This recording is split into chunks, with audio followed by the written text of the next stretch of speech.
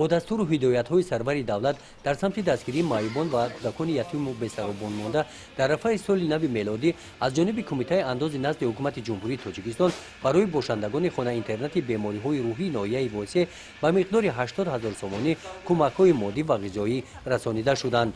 با 220 نفر باشنده خانه اینترنت تحفه‌های عیدانه تقدیم گردید. از جانب کمیته انداز نزد حکومت جمهوری تاجیکستان برای بالیدگی خاطر باشندگان در این روز دسترخوان عیدانه گشوده شده با برنامه عیدانه کنسرتی خاطر آنها شادگردانیده شدند. در این روز همچنین با اقدام کمیته اجرایی حزب خلقی دموکراتیک تاجیکستان در ناحیه واسه برای خوانندگان مکتب اینترنت رقم 1 دهه ارل کمک‌های یک وقته خیریوی عبارت از سر و لباس و تحفه‌های عیدانه رسانیده شدند.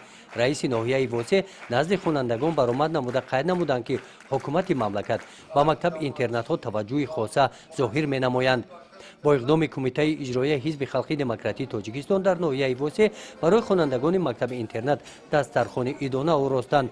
از برنامه کنسرتی در این روز خوانندگان مکتب اینترنت تأثیرات نیک برداشتند.